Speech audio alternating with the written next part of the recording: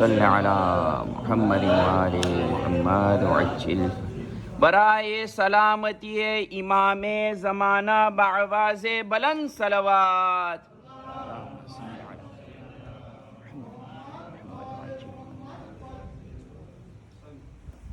أعوذ بالله من الشيطان الرجيم. بسم الله الرحمن الرحيم. أعظم الله أجورنا وأجوركم بمسابنا بالحسين عليه السلام. Tout d'abord, je remercie Allah de nous avoir donné l'opportunité de venir dans ce Fajr Azhar. Au cours de l'histoire, on ne sait pas combien de personnes ont donné leur vie pour que nous puissions aujourd'hui venir dans ce Majlis Hussein. Combien de personnes ont tout sacrifié pour que le flambeau de l'Azadali vienne jusqu'aux générations présentes. Et Alhamdulillah, je remercie Allah d'avoir donné le amanat de l'Azadali à notre génération. Mu'minin, le shahadat de notre troisième imam est un mu'jiza, un miracle, tout comme l'est son Azadali. Et d'ailleurs, le fait que tous les ans nous faisons le deuil de sa mort en est une preuve. Même si vous atteignez un âge avancé de 70 ou 80 ans, jamais vous ne ressentirez un sentiment de fatigue, de déjà-vu ou de lassitude.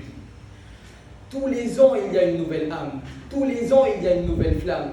Tous les ans, nous avons l'impression de faire une nouvelle chose. Et cette Azadali a une telle qualité en elle qu'elle ne vieillit jamais, ni ne devient obsolète. Et d'ailleurs, on peut voir cette qualité dans le Coran. On récite le Coran al-Karim toute l'année, toute notre vie. Avez-vous déjà eu le sentiment que le Coran a vieilli, qu'il est dépassé? Cela fait maintenant 1400 ans que les mufassirines écrivent des tafsirs sur le Coran.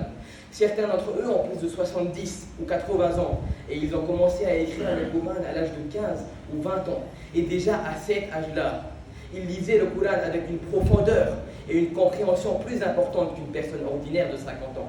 Et maintenant, à l'âge de 70 ans, ces mêmes mufassirines lisent le Coran avec une profondeur et une compréhension encore plus importante.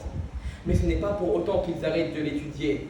À chaque nouvelle lecture, à chaque nouvelle étude, de nouvelles portes de compréhension et de connaissances s'ouvrent à eux. Et encore, après 50 années d'études consécutives, ces mufassirines nous disent que le Coran est encore nouveau pour moi. Voilà le miracle du Coran. Et ce miracle du Coran, le fait qu'il soit toujours nouveau à nos yeux, le fait qu'il ne vieillit jamais, on peut le voir dans le Zadari de Sayyid al-Shuhada, dans le Zadari de l'imam Hussein alayhi salatu wassalam. Allahumma salli ala Muhammadin wa ali Muhammad wa ajil faraj. Pourquoi est-ce qu'on ressent cela? Qu'est-ce qui est nouveau dedans? Mu'minin, il y a un risque qu'il y ait beaucoup de choses dans notre Zadari que nous ne comprenons pas en profondeur à leur juste valeur. Parce que nous les prenons juste comme des miracles. Et ce dont j'ai peur, c'est que nos ennemis, eux, les comprennent à leur juste valeur. Parce que contrairement à nous, ils ne sont pas dans ce courant. Par exemple, vous et moi faisons le Zadari depuis notre naissance. Alhamdulillah. Mais malheureusement, il est possible qu'il y ait beaucoup de choses que nous n'avons pas compris, qu'il y ait beaucoup de philosophie derrière cet acte que nous n'avons pas compris. Et nous n'avons sûrement même pas essayé de les comprendre. Et maintenant, prenons quelqu'un qui est à l'extérieur de ce concept, quelqu'un qui est étranger à ce concept, et qui est un ennemi de celui-ci. Comme il veut la combattre, il va essayer de la comprendre au maximum. Il va aller dans sa profondeur et il va tout de suite comprendre une chose que nous, ici présents, savons déjà. Jamais personne ne pourra mettre fin à la Zadari de Sayyid al-Shuhada. Jamais personne ne pourra mettre fin à la Zadari de l'imam Hussein alayhi salatu wassalam. Allahumma salli ala Muhammadin wa ali Muhammad wa ajil faraj.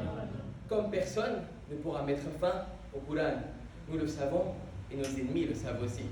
Alors que vont faire nos ennemis? Vont-ils pour autant arrêter leur hostilité?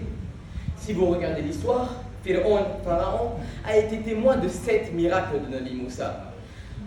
Mais il a continué à le poursuivre dans le fleuve de Nil.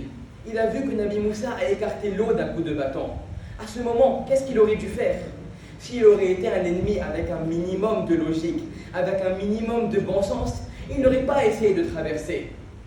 Mais un ennemi qui est omnibulé par sa haine, qui est aveuglé par sa haine et par sa rancœur, perd toute forme de logique.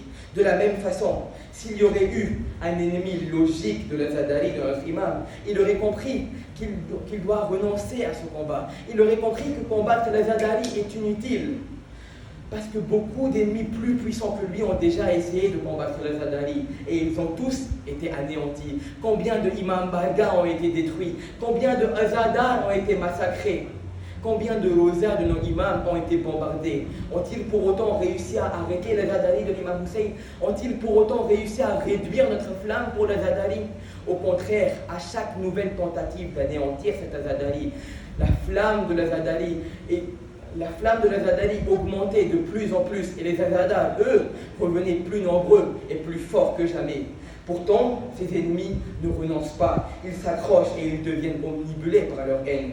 Et ces ennemis de l'Azadari, dans leur haine et leur hostilité, ont développé un nouveau stratagème. Comme ils ne peuvent pas arrêter l'Azadari, ils vont essayer, peu importe le moyen, de le détourner de ce concept de base. Et nous, dans notre ignorance et notre bêtise, nous leur rendons parfois la tâche beaucoup plus facile. Comment? Prenez l'exemple du Hajj. Par le Hajj, Nabi Ibrahim a développé toute une institution avec des pratiques, de la logique et une philosophie. Et il y a aussi la Qurbani, le sacrifice d'un animal. Tout acte religieux a deux faces, la face apparente et la logique derrière l'acte. Il y a l'apparence de l'acte et la logique derrière l'acte. L'apparence de la Qurbani est un animal qui se fait sacrifier. Mais l'apparence de la Qurbani, la logique derrière cet acte peut être comprise de plusieurs façons. Par exemple, aujourd'hui, je sacrifie un animal pour Allah. Demain, si besoin, je sacrifierai ma vie pour Allah. Ou alors, aujourd'hui, je brandis mon âme contre un animal pour Allah. Demain, si besoin, je brandirai mon âme contre un ennemi de l'islam pour Allah. Pendant l'époque de Jahiliyat, Shaitan, qui voulait combattre le Hajj, savait qu'il ne pourrait pas arrêter la Qurbani, parce que ça fait partie de la religion d'Allah. Il ne pourrait jamais l'arrêter. Bon, Ménine, quand vous perdez l'attention sur la philosophie, la compréhension et le concept d'un acte, et que votre attention se porte beaucoup plus sur l'apparence et le côté extérieur, alors comprenez qu'il y a quelque chose qui ne va pas.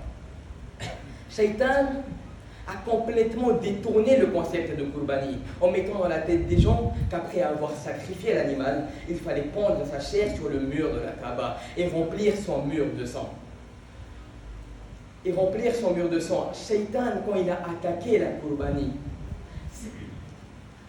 a dit aux gens qu'il fallait remplir son mur de sang, alors que cette chair était destinée à qui? Cette chair, la viande qui était destinée aux personnes nécessiteuses, se retrouvait sur le mur de la Khaneh Kaaba. Les ennemis de l'Azadari, quand ils l'ont attaqué, ils n'ont pas réussi à l'arrêter, mais ils ont complètement détourné ce concept. Et maintenant, mon Ménine, l'attention était portée sur quoi? L'attention était portée sur où mettre le sang, où mettre la viande. Et le niyat dans tout ça, l'intention, plus rien. Et maintenant, mon Ménine, ceux qui mettaient plus de viande sur les murs, les gens le verront ou pas? Bien sûr qu'ils le verront. Et qu'est-ce qui va se passer? Les gens vont parler, ils vont commérer. Ah, il a mis tant de viande, tant d'animaux sacrifiés. Mon Ménine, ici, il y a deux choses à retenir. Premier point, à partir du moment où l'attention se porte plus sur l'apparence et non la philosophie et le niyat, alors quelque chose ne va pas. Deuxième point, à partir du moment où les gens commencent à commérer sur un acte religieux et qu'ils le font pour le show-off, cela veut dire que l'acte a été abîmé. Alors, mon Ménine, maintenant nous savons que peu importe les ennemis de l'Azadari, ils ne pourront pas stopper celle-ci. Mais nous devons faire attention qu'ils ne nous détournent pas de son concept de base, qu'ils ne nous sortent pas de son concept de base. Pour cela, nous devons étudier ce concept au maximum et nous devons comprendre toutes les logiques et la philosophie derrière cet acte. Mais nous devons surtout faire attention à notre niyat, à notre attention. Elle doit seulement être pour l'imam Hussein et pour apporter nos condoléances à Bibi Zahra alayhi salam. Husainiyat! Zindabad! Husainiyat! Zindabad! Salawat for Muhammad! Allahumma salli ala Muhammadin wa ali Muhammad wa ajil farj. Pourquoi faisons-nous cette Azadari? Pour qui la faisons-nous? Voilà les questions que nous devons nous poser. Et surtout, mu'minin, Nous devons améliorer notre Azadari année après année et s'améliorer soi-même. Il faut un changement en nous entre le premier Muharram et le jour de Ashura, entre le 30 Zil-Hajj et le jour de Arba'in. Alors qu'Allah nous donne le tawfiq pour nous améliorer et nous rapprocher de notre imam Hussein. Et qu'Allah accélère la réapparition de notre imam du temps. Et que nous soyons parmi ses partisans et ses azadars. لا يا أمين. لا ما